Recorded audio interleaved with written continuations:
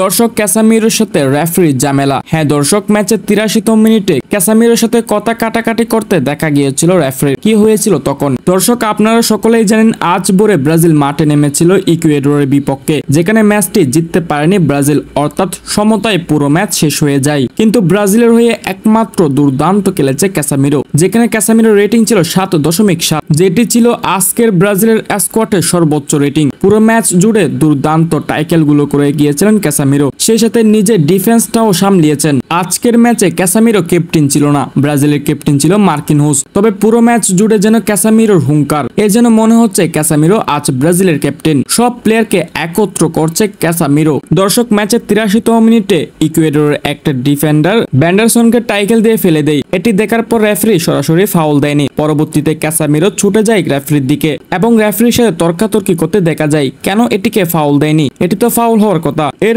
পরই রেফারি সেটিকে ফাউল ঘোষণা করে। হ্যাঁ দর্শক, অনেকদিন পর ব্রাজিল দলে যুক্ত হতে পেরে ক্যাসামিরো তার পুরনো ছন্দে ফিরে আসছে। আজ ব্রাজিল স্কোয়াডে যেন ক্যাসামিরো একাই 100তে 100, যদিও বা বাকিরা আরেকটু ভালো খেলতে পারলে ব্রাজিলের জয় আসতো। এছাড়াও ব্রাজিল আজকে জয় না পাওয়ার কারণ হলো ইকুয়েডর ডিফেন্ডার। হ্যাঁ দর্শক, সত্যিকার অর্থে ইকুয়েডর আজকে দুর্দান্ত ডিফেন্ডিং করেছে। সেই সাথে আজ ব্রাজিলের মিডফিল্ডে কিছু রং পাস হয়েছে। এই কয়েকটি কারণে হয়তো আজ ব্রাজিল ম্যাচটি জিততে পারেনি। তবে সবচেয়ে বড় কারণটি হলো আজ ইকুয়েডর অনেক দুর্দান্তভাবে ডিফেন্ডিং করেছে, ব্রাজিলকে আটকিয়ে রেখেছে প্রত্যেকটা ডিফেন্ডার। সেই সাথে আজ ব্রাজিলও দুর্দান্ত ডিফেন্ডিং করেছে, যদিও বা অ্যাটাক লাইনে আজ কিছুটা দুর্বল হয়েছে ব্রাজিলের। দর্শক আশা করি ব্রাজিল আগামী ম্যাচে এই সমস্যাগুলো সমাধান করে জয়টি আনতে পারবে।